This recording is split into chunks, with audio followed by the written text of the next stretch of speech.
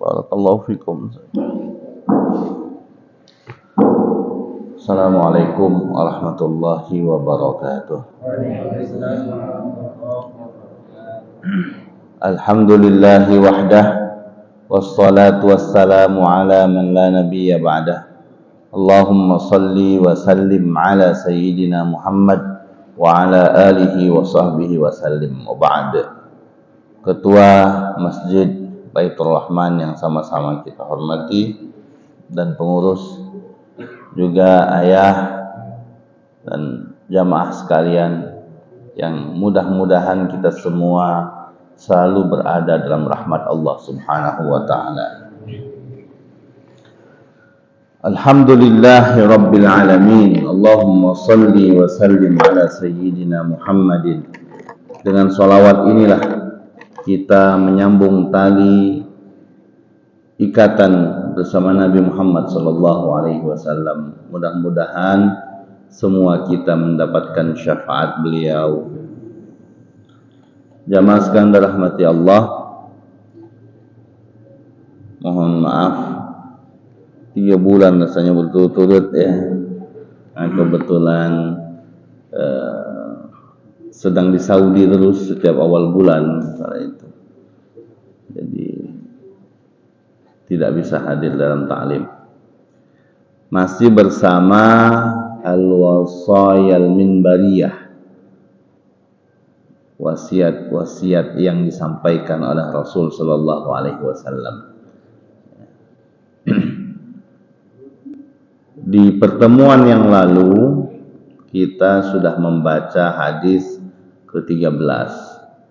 Saat ini masuk ke wasiat Nabi yang ke-14 dalam kitab ini, dengan judul Qawaidu Dhahabiyyah min Qawaidid Da'watir Rabbaniyah.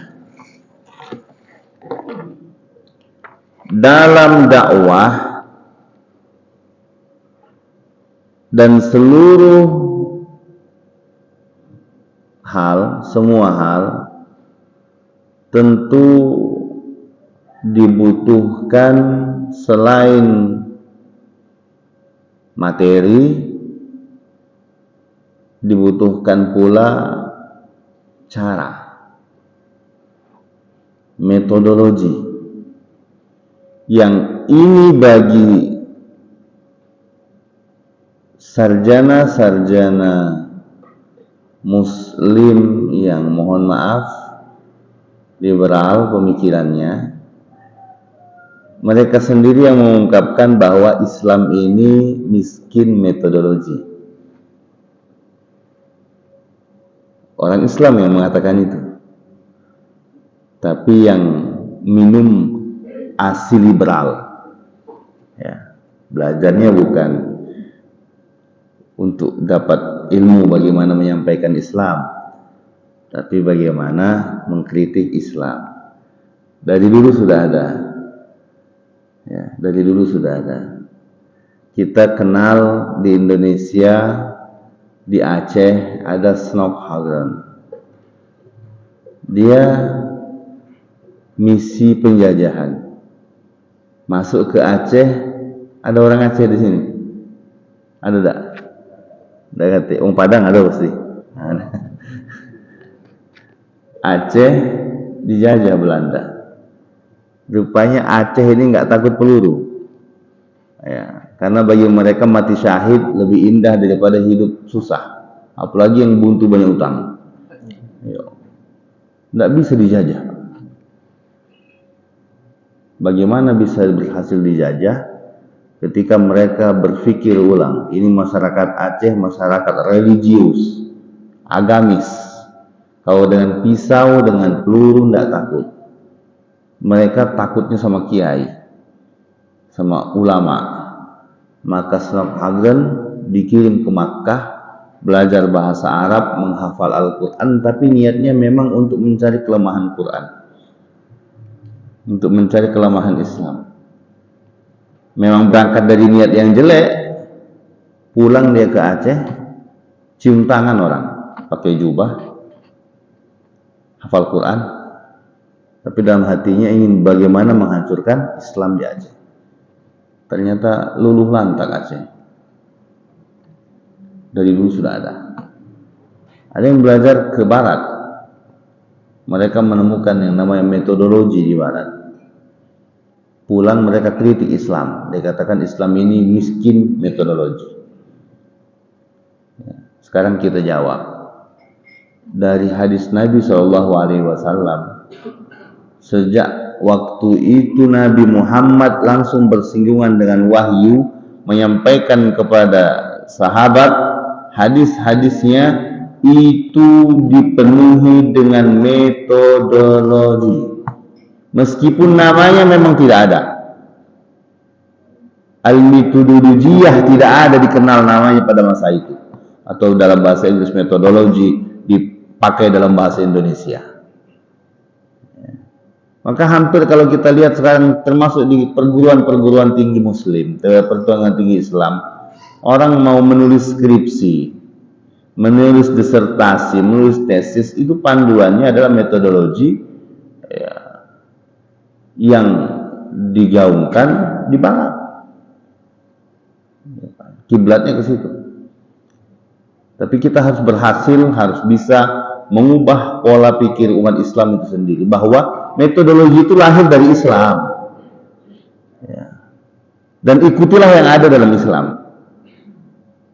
Maka nanti kalau kita terlalu berkiblat kepada pemikiran barat, kita akan temukan banyak metodologi yang asing masuk ke dalam Islam. Maka sekarang sudah banyak, ada namanya tafsir, kalau Ustaz Jundi itu bahasa dia hermeneutika, kajian beliau waktu kuliah dulu, mengkaji Al-Quran tapi dengan gaya Bible. Ngaji Quran, mentafsirkan Quran dengan metode Bible. Padahal dulu hermeneutik itu dibuat untuk bagaimana mengkritisi, bagaimana melihat Bible, karena memang Bible bukan wahyu, pemikiran manusia yang bisa salah, dan pasti juga tidak ada benarnya, ada salahnya, sehingga dikritisi.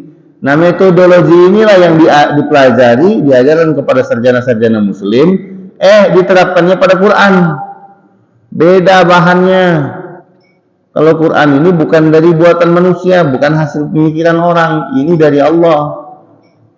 Jadi banyak yang tidak tepat karena asal caplok metodologi. Pagi ini metodologi dakwah yang diajarkan Nabi SAW. Jadi tadi kalau ada yang bilang, dan ini banyak kalau di dunia sarjana di kampus, Islam ini miskin metodologi, itu kita bantah dulu. Betul kalau kata metodologinya memang tidak dikenal oleh Islam sejak awal, karena itu bahasa baru di belakang. Tapi yang dimaksud dengan metodologi, at-tariqah, al-qawaidul musla, itu sudah ada sejak dakwah Nabi Muhammad SAW. Qawaidu dhahabiyah min qawaidid da'wati rabbaniyah, metodologi emas dalam dakwah, mendakwahkan agama Allah. Pertama, hadisnya An Ibnu Abbas radhiyallahu anhu qala Rasulullah sallallahu alaihi wasallam li Mu'adz bin Jabal hina ba'athahu ila Yaman. Nabi mengutus Mu'adz bin Jabal ketika dikirim ke Yaman. Hadisnya dari Abdullah bin Abbas. Abdullah bin Abbas mendengar, melihat peristiwa itu.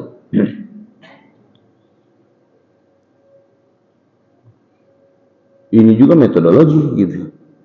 Nabi mengutus Mu'adz ke Yaman. Itu salah satu cara dakwahnya. Tidak serta-merta, yuk kirim semua orang sana, enggak. Satu saja sebagai tokoh, sebagai leader, nanti didampingi. Karena Islam datang bukan dengan tujuan menaklukkan, tidak. Islam tidak datang ke suatu negeri ingin mengambil harta orang, tidak. Itu bedanya antara perang dengan dalam agama lain, aliran lain, dengan perang dalam Islam. Tidak ada perang dalam Islam dengan tujuan mengambil, menguasai harta, tidak ada. Islam itu ketika menggaungkan perang hanya ingin membebaskan belenggu yang membelenggu kebebasan.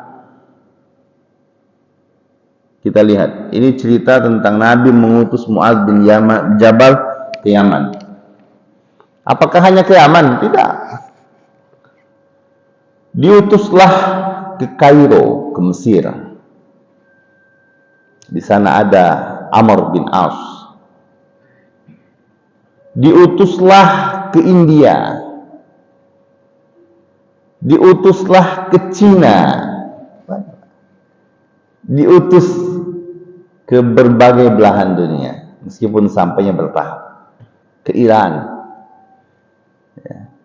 Di abad awal sampai Islam sudah ke Cina, sampai ke Asbania, Spanyol kalau sekarang, Andalusia, menyebar. Itu metodologi dakwah Nabi.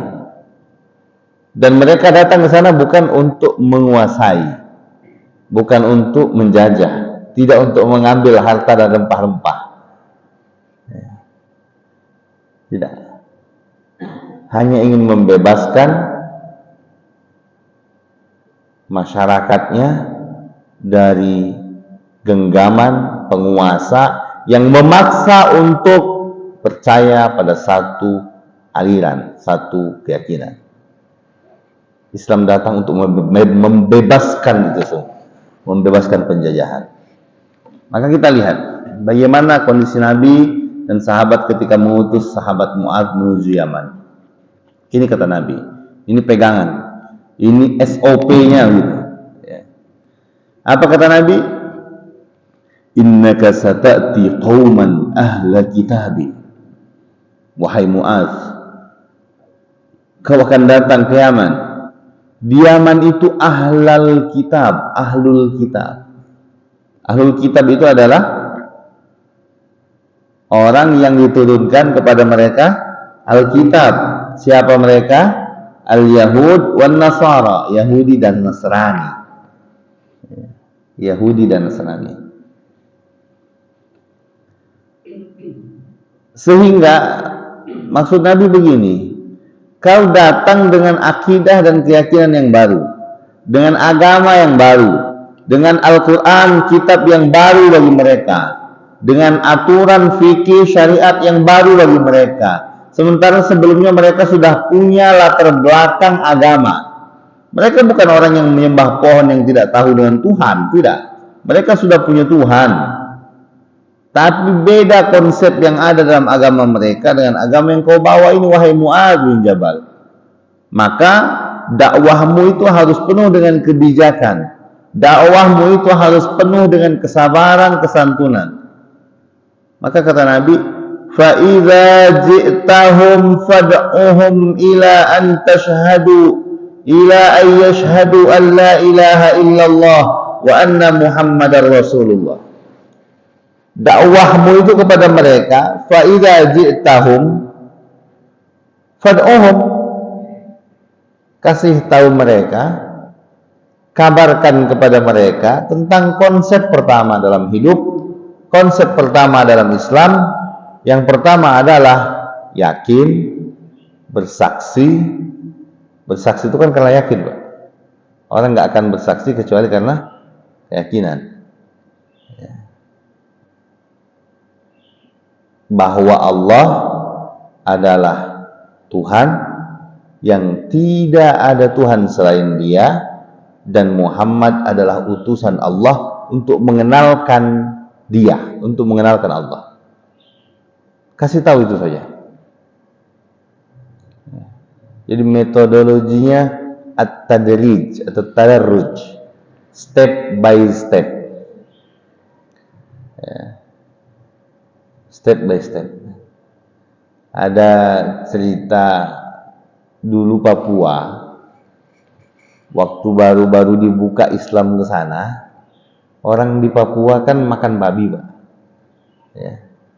Sebagian ketika ulama-ulama kita datang ke sana, bagaimana mengajar, mereka sudah masuk Islam, terima. Ada kaum-kaum, ada suku-suku, sukunya udah masuk Islam, mau dia syahadat. Ya. Yang jadi masalah adalah bagaimana ingin mengubah mereka untuk makan babi. Ya, mereka ini makan babi, diubah supaya jangan. Karena ternyata ya Papua di hutan, yang paling banyak makanan ya babi itulah. Susah. Tapi kan mau tidak mau harus disampaikan. Jadi senior kami dulu mengatakan, untuk pertama kita meyakinkan mereka haram makan babi di kampung itu, karena kalau makan babi bilang haram langsung, mereka bakal murtad lagi. Ya. Inilah gawe kami dari turun-turun.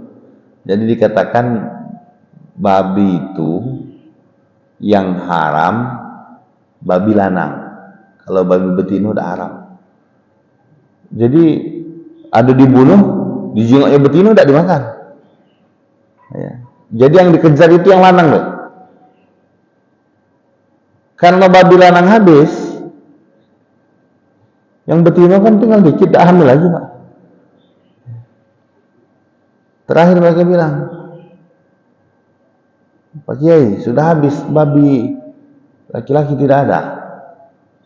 Boleh nggak kalau makan babi perempuan? Jadi dia bilang, boleh asal yang hamil. Kalau nggak hamil, nggak boleh dimakan. Jadi dapat babi, dijingoknya hamil, ada baru dimakan, yang tidak dibuang.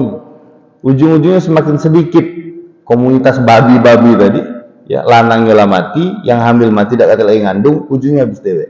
Baru dikatakan sebenarnya nggak boleh. Ya mereka mau nggak terima, babinya udah habis, udah dikit, gitu ya. Akhirnya bisa untuk mengikuti, tidak lagi makan babi. Itu at-tadarruj fi dakwah. Seorang mubaligh, seorang guru harus mengerti itu. Tidak serta-merta karena dalam Quran ada semuanya harus dilaksanakan dalam waktu yang orang baru tobat dia, ya, kemudian harus disuruh sholat sunatnya 12 rakaat dan sebagainya, balik lagi dia, Pak. At-tadarruj fi dakwah, fi tabligh. Ini yang pertama kata Nabi, kasih tahu mereka bahwa bersaksilah tiada Tuhan selain Allah dan Nabi Muhammad utusan Allah. Tahapannya jelas kalau mereka sudah terima. Kalau mereka sudah terima, kalau mereka sudah yakin, sampaikan risalah Islam yang kedua. Apa risalah Islam yang kedua? Fa inhum ata'uka bidzalika fa akhbirhum. Nah, kalau sudah bersaksi, sudah nerima, sampaikan bahwa innallaha qad farada alaihim 5 salawatin fi kulli yaumin wa lailah. Kalau sudah imannya mantap, kuat, baru unjuk tahu. Tuhan mewajibkan kita sholat 5 kali dalam sehari semalam.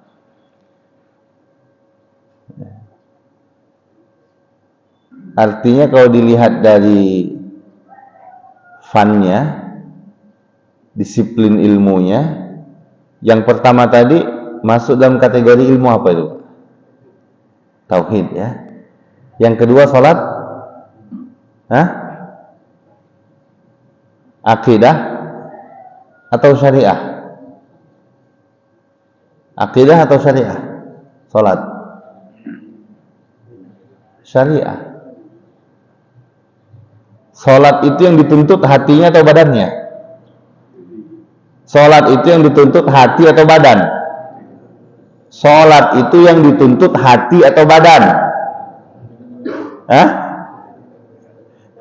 Ya sudah, kita ulang yang pertama. Yang pertama tadi syahadat itu yang dituntut hatinya atau badannya?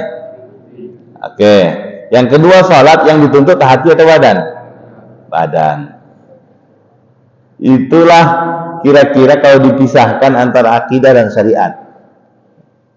Lebih kokoh, lebih spesifik lagi, antara mungkin yang kita kenal dengan namanya rukun iman dengan rukun Islam. Kalau rukun iman itu hati atau mulut? Hati atau badan? Hati. Kalau rukun Islam itu ranahnya hati atau badan? Badan, ketika dipisahkan ya spesifiknya. Yang pertama tadi ranah akidahnya, tapi tetap juga harus diikrarkan karena kita tidak tahu apa yang ada dalam hati manusia. Ya. Artinya kalau orang sudah berikrar la ilaha illallah Muhammadur Rasulullah, walaupun hatinya kita tidak tahu, walaupun hatinya main-main, tetap kita hukumi dia Islam. Ya. Maka ini nanti yang kaitannya juga sangat besar, Pak. Tidak boleh mengkafirkan orang. Banyak di kita ini gampangnya ngafir ke wong. Besar ini Pak masalah. Mengatakan orang kafir itu sangat berat. Mengatakan orang kafir itu sangat berat. Hati-hati. Imam Malik itu berkata, kalau ada 100 poin yang dikatakan iman, 99 dilanggar, hanya satu yang dia amalkan, ambil satu ini, katakan dia Islam. Tidak boleh. Karena masalah kafir itu urusan dia dengan Allah. Tapi kalau kita yang menjas dia kafir, ternyata tidak, maka dosa kafir itu kembali kepada kita. Naudzubillah. Runtutnya panjang nanti, runtutnya panjang. Termasuk apa? Kalau dia jualan ayam, uji kita dia kafir, dia nyembelih ayam, boleh tak kita makan? Tidak boleh. Balik ke kita dewek kaget. Ya, susahnya. Maka yang tidak boleh itu adalah mengatakan orang lain kafir, ya, atau menilai orang lain kafir.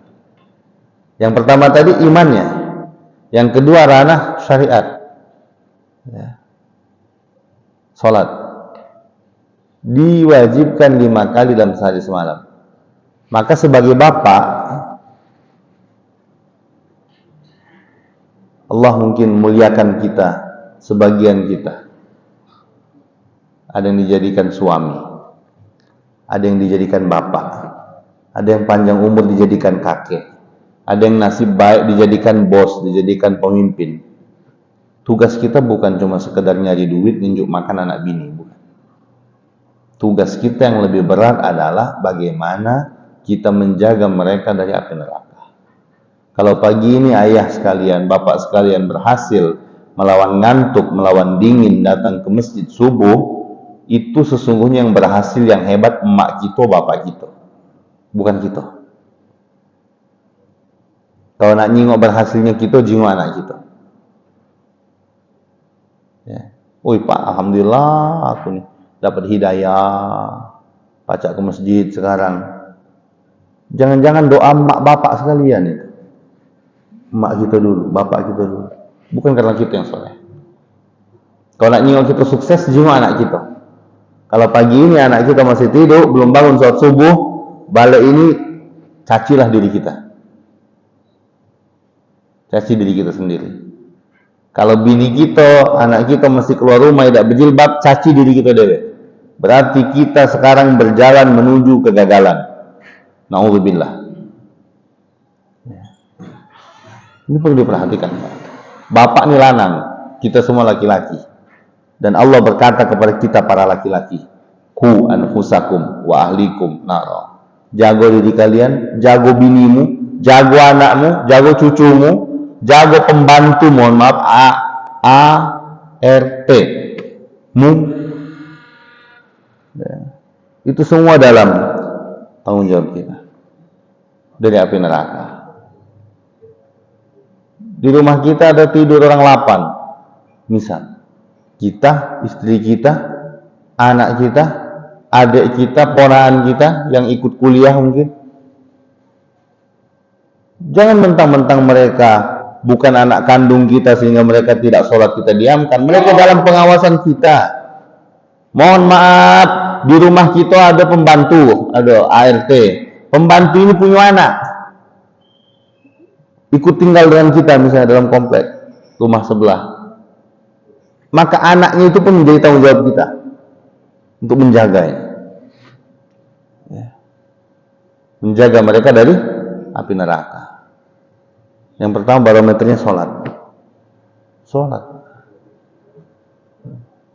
Besar tanggung jawab kita kepada Allah Subhanahu wa Ta'ala. Bapak jadi bos, bapak jadi atasan. Kita punya anak buah, tidak sholat, kita diamkan. Itu ditanya nanti sama Allah. Ditanya. Maka selagi Allah muliakan kita dengan diberi fasilitas dunia, gunakan itu untuk mengenalkan mereka kepada Allah Subhanahu wa Ta'ala. Ya. Pak, aku dapat ceramah, tidak perlu ceramah, Pak. Cukup waktu sholat panggil, sholat masjid itu nah. Ya. Anak kita bangunkan subuh, nah bangun, ya. Ajak ke masjid atau ajak jamaah. Ya. Kalau enggak masjid di rumah, tanggung jawab kita, Pak. Kita semua yang ada di sini, ini berkah orang tua kita, berkah guru-guru kita, berkah emak kita, bapak kita, yang ngasuh kita, yang nyekolah ke kita. Suksesnya kita, jiwa anak kita. Ya. Dan itu tugas. Dalam wa'mur ahlaka bis salati wastabir 'alaiha. Al-Quran bilang begitu. La nas'aluka rizqa, nas'alukum alaihi rizqa, nahnu narzuquk wal aqibatu littaqwa. Ada kaitan erat antara menyuruh anak sholat dengan rezeki. Quran ini yang bilang. Kata Allah, wa'mur ahlaka bis shalah, suruh anakmu, istrimu sholat. Wastabir 'alaiha, sabar ya.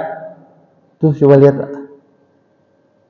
Sekarang saya tanya, yang bapak pernah waktu membangunkan atau menyuruh anak kecil sholat dulu, tiba-tiba disuruh langsung bangun apa tidak dia? Ada 5 kali, 6 kali, 20 kali, kadang-kadang sampai kesel-kesel deh ya. Jangan heran Pak, Quran ngomong sudah begitu, Allah sudah bilang wastabir 'alaiha, suruh anakmu sholat dan sabar. Berarti bukan nak sholat kita pergi langsung sholat, tidak mungkin itu Pak. Sudah diindikasikan oleh Quran, wastabir, nyuruh itu sambil sabar. Gerem si anak belum bangun gitu ya, anaknya udah umur 6 tahun, 7 tahun, jangan ditabok, jangan dipukul, jangan dulu, belum boleh ya. Kalau udah disuruh sholat dari umur 5 tahun, dari 6 tahun, 7 tahun, belum juga mau sholat, di umur 10 tahun baru boleh dipukul. Artinya tuh Pak, toleransi dari Allah 3 tahun ya. Anak usianya baru 3 tahun, boleh nggak disuruh sholat? Ya boleh aja, tapi jangan dipaksa, pelan-pelan ya. Jangan dimarah-marahin, ikutin saja sesuai kehendak Allah ya. Yang disuruh sama Nabi kan usianya 7 tahun, tapi kalau sebelum itu lebih bagus lagi gitu. Tapi orang tuanya ya dituntut bijak, sabar. Sampai usia 10 tahun coba, toleransinya itu 3 tahun. Kalau belum juga mau sholat di usia ke-10, baru boleh dipukul. Pukulannya nggak boleh yang melukai, tidak boleh di muka. Alangkah detail sekali cara Allah untuk menanamkan perintah sholat. Dan memang dikatakan wastabir, sabar nyuruhnya. Jangan baru 2 kali 2 minggu nyuruh sholat, tak galak lah, main pakai ikat pinggang. Nggak boleh. Penuh dengan kesabaran untuk menanamkan sholat ini bagaimana sholat. Maka kata Nabi kepada Muadz bin Jabal, dakwahkan pada mereka untuk beriman kepada Allah. Kalau sudah iman, baru sampaikan mereka wajib sholat 5 kali sehari semalam. Udah mereka mau sholat, udah dilakukan sholatnya, baru kasih lagi yang lain. Apa itu? Fa innahum ata'uka bidzalika fa akhbirhum anna Allah qad farada 'alaihim shadaqah tukhadhu min aghniyaihim fa turaddu 'ala fuqara'ihim. Sedekah yang dimaksud sini zakat. Karena zakat itu juga dalam bahasa hadis, dalam bahasa Al-Quran biasa disebutkan dengan bahasa sedekah ya. Kalau spesifikasinya perbedaan, kalau dirunut dari segi bahasa, sedekah itu lebih luas maknanya dari zakat, lebih luas maknanya dari infak. Sedekah dalam bahasa Indonesia menjadi sedekah gitu. Cuma kadang memang kadang kebablasan di dusun sedekah syukuran pernikahan, asal ingo organ tunggal, itu bukan sedekah Pak. Banyak. Ini sudah kebablasan menggunakan istilah agama dalam hal-hal maksiat. Ada organ tunggal, tak kata cerita sedekah itu. Kami nak mudik dulu Pak, ada sedekahan di dusun. Apa? Nak ngantin kana. Sedekah apa? Organ tunggal. Na'udzubillah. Yang sudah pernah gawe ke mayit Pak, istighfarlah banyak-banyak, dosa kalau gawe wong tu balik ke kamu. Iya Pak. Jangan cak lada sigo nak buat pesta dusun. Ya. Semua maksiat yang gara-gara kita orang lain ikut, maka semua itu dapat dosa, tapi semua dosa itu ngumpul di kita juga. Sama dengan kalau ada kebaikan, kita yang mulai, semua orang yang mengikut kebaikan itu dapat pahala, tapi semuanya juga diakomodirkan kita dapat pahala. Ya. Hati-hati kalau yang pengen nikah ke anak Ustaz, hiburan baik, hiburan banyak Pak yang tidak menyalahi syariat. Ini kadang orang banyak yang berpikir mau hiburan harus organian. Alhamdulillah sebagian kabupaten sekarang sudah melarang ada hiburan malam, ya, ada orkes malam siang saja. Sangat-sangat membantu. Ya, kepolisian sadar betul peredaran narkoba sangat berat. Kalau ada pesta malam khususnya di kampung, keripingan, apa di istilahnya itu, ya organ tunggal, joget-joget itu dipastikan ada beredar minuman keras di sana, ekstasi di sana, sabu di sana. Dan jangan berpikir, uang Ustaz kami cuma buka baik, kamu nanggung dosa dari segala maksiat itu. Na'udzubillah. Jadi kalau sudah pernah ada melakukan hal tersebut dulu, waktu ngantin kana, waktu ngantin ke cucung, sekarang istighfarlah, minta maaf sama Allah. Yang belum, jangan terpikir. Jangan terpikir. Ya.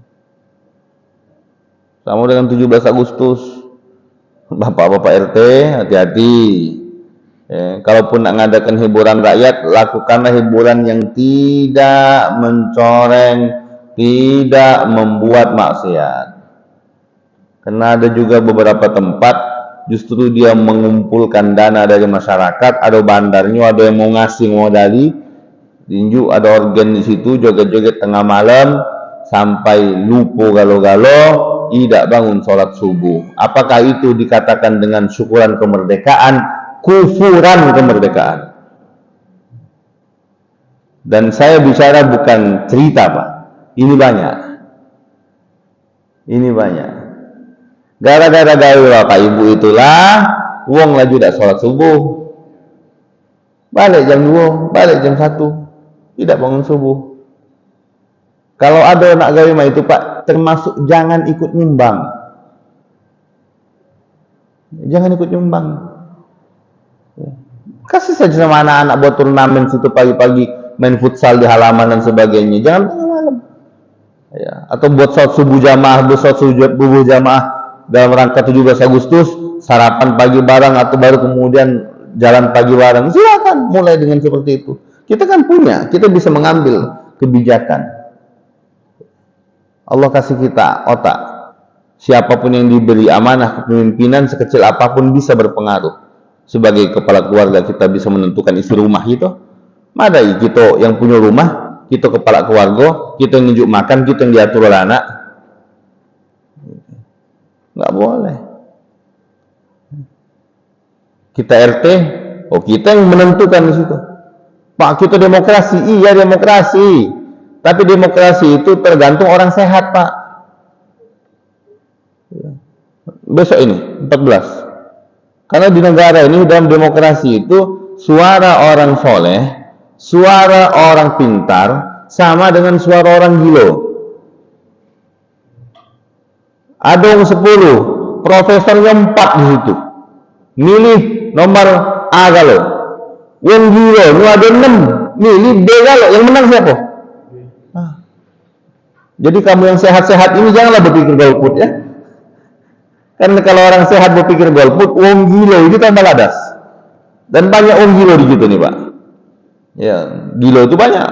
Ya, ada yang gilo jabatan, ada yang gilo harta, ada yang gilo duit. Ya. Ada yang memang gilo nih otaknya. Ya, naudzubillah.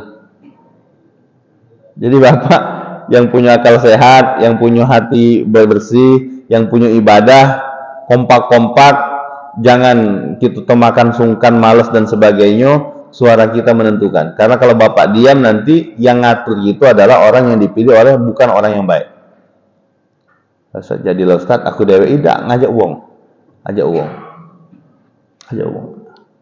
dakwahkan kepada orang lain kebaikan itu. Ya, mana anggota dewan yang kita kenal bagus, kita tahu nian, dukung, pilih.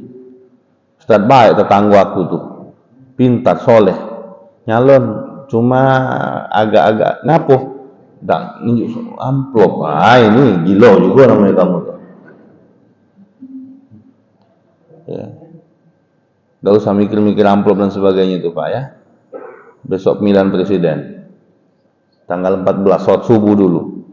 Itu kan hari libur, bangun ke bini, bangun ke tetangga aja, sholat subuh, berdoa dulu. Ya, habis subuh itu doa, baru kemudian ke TPS, coblos benar-benar. Ya, jangan nyoblos nomor 4, tak kate. 3 tuh lah, buka, jingok benar-benar. Kita tuh bersyahadat di depan Allah itu Pak. Pemilu itu bersaksi di depan Allah. Ya, bersyahadat itu Pak. Pemilu gitu itu adalah saksi kita di hadapan Allah dan pasti ditanya Pak. Pasti ditanya. Ya. Pasti ditanya sama Allah.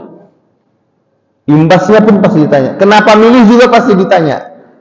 Pak, aku milih ini ngapo? Aku kemarin diajak kumpul, kami diunjuk duit. Nah, karena duit itu Bapak milih, kalau dia bagus, dia dapat pahala, Bapak tidak. Karena milihnya bukan karena dia bagus. Tapi kalau dia jahat, dia dapat dosa, Bapak dapat dosa. Ustaz, alangkah salahnya, dosanya banyak. Aku cuma nerima 200.000. Itulah salah kamu. Karena kata Umar bin Khattab, ada orang di dunia ini yang buyan. Yang buyan itu orang yang, maaf ya, saya bahasa vulgar, orang buyan, orang bodoh, orang yang menjual akhirat demi dunianya. Itu buyan, kata Umar. Tapi ada yang lebih buyan lagi, ada yang lebih bodoh lagi. Siapa? Orang yang menjual akhiratnya demi dunia orang lain.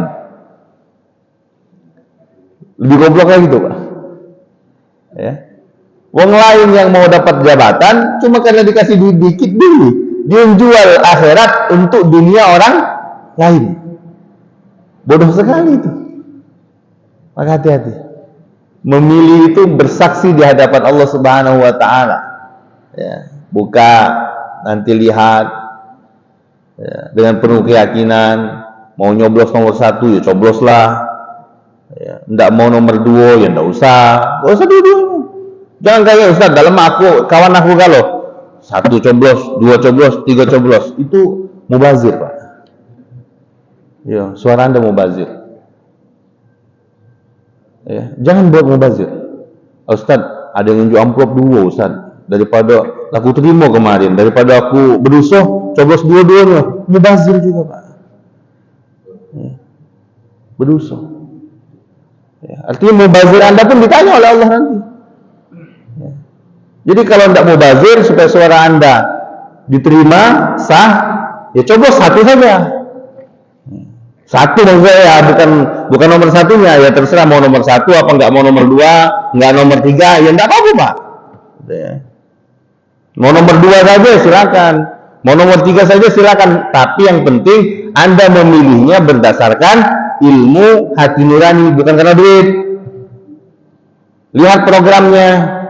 Mana yang program mengajarkan kira-kira memberi jaminan anak saya bisa mendapatkan akses pendidikan agama yang baik, ya, yang paginya nanti diajak duha jamaah, yang zuhurnya nanti dikasih pembelajaran, ya, yang maghribnya nanti diarahkan ke masjid, yang nanti kebebasan ibadahnya dijamin.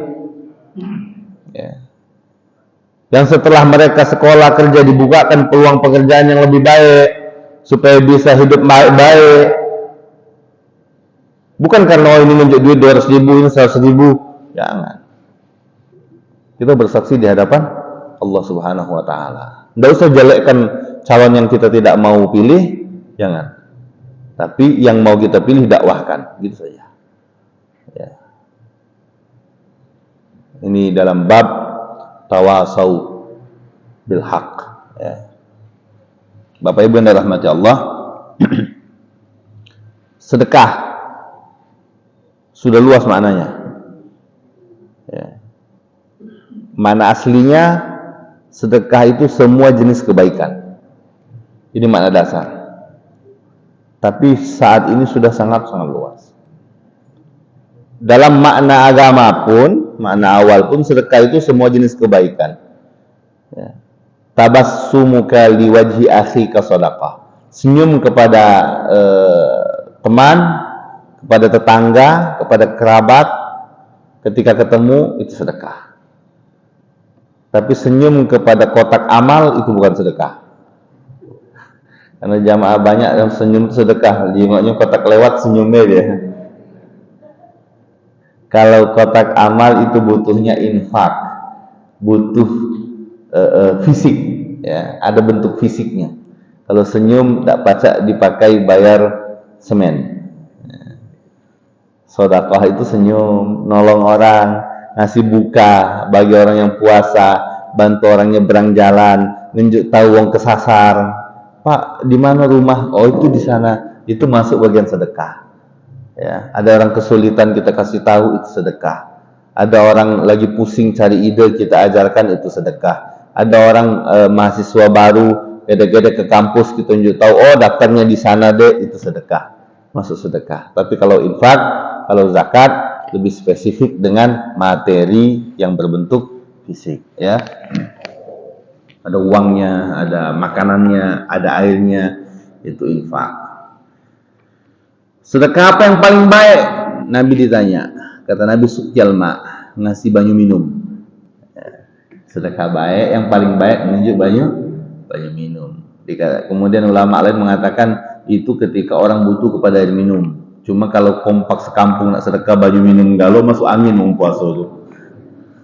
Di masjid ini ada maulid, ada arba'in. Kami Pak, uji Nabi Pak, yang paling bagus nyumbang banyu. Dari blok A sampai blok Z banyu galau. Ya. Maka berkolaborasi, ya, berkolaborasi. Selanjutnya kata Nabi SAW, bayarkan zakat, tu'khad min agniya, turad ila fuqara.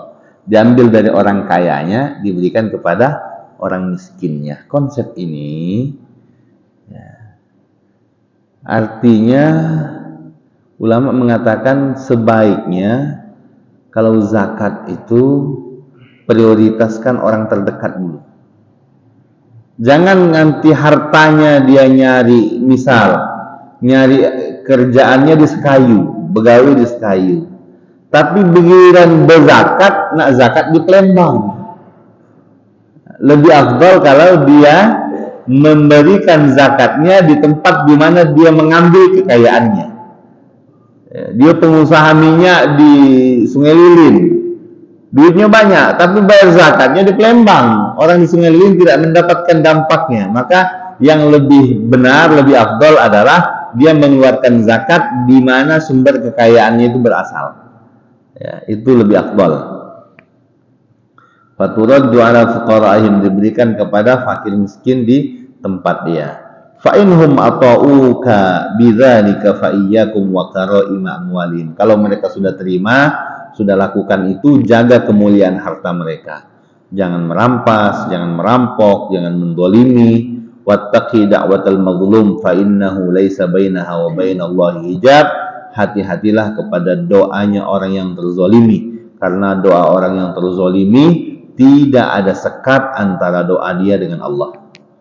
Ya, hati-hati dengan doa orang yang terzalimi, tidak ada sekat antara doa mereka dengan Allah Subhanahu wa taala. Bapak Ibu dirahmati Allah, metodologi dakwah Nabi diajarkan sini adalah at-tadarruj, step by step. Ya, pelan-pelan dalam dakwah, penuh dengan kesabaran tapi dengan target yang jelas. Ini pun kita lakukan dalam kehidupan kita. Jangan tiba-tiba mau semua, karena nggak bisa. Step by step, perlahan demi perlahan. Yang penting tahapannya jelas. Anak-anak kita juga, kita usia berapa mereka belajar Quran, usia berapa mereka sudah harus bisa baca Quran, usia berapa mereka sudah harus mandiri sholatnya dan sebagainya. Itu kita rencanakan dengan baik, tapi dengan melalui tahapan yang penuh dengan kesabaran. Ya, mudah-mudahan semua kita diberkati Allah Subhanahu wa taala. Allahumma waffiqna lima tuhibbu wa tardah, istamilna wa la tastamil alaina, wahdina wahdi bina ya Allah. Jadikan kami asbab sampainya hidayahmu kepada hati umatmu ya Allah. Jadikan kami sebagai sebab hidayah, menyampaikan hidayah kepada hati hamba-hambamu ya Allah. Ihdina wahdi bina waj'alna sababan liman ihtada, waffiqna lima tuhibbu wa tardah. Allahumma ya Hannan ya Mannan ya Dzal Jalali wal Ikram, waffiqna lima tuhibbu wa tardah, walli khiyaruna wa la tuwalli syararuna ya Allah. Jadikan pemimpin kami pemimpin terbaik. Pemimpin terbaik itu menjadi pemimpin kami ya Allah. Ya Hannan ya Mannan ya Dzal Jalali wal Ikram. Rabbana atina min ladunka rahmah wa hayyi' lana min amrina rasyada. Rabbana atina fid dunya hasanah wa fil akhirati hasanah wa qina adzaban nar. Wa sallallahu ala sayyidina Muhammad wa ala alihi wa sahbihi wa sallim. Wa akhiru da'wana alhamdulillahi rabbil alamin. Wassalamualaikum warahmatullahi wabarakatuh.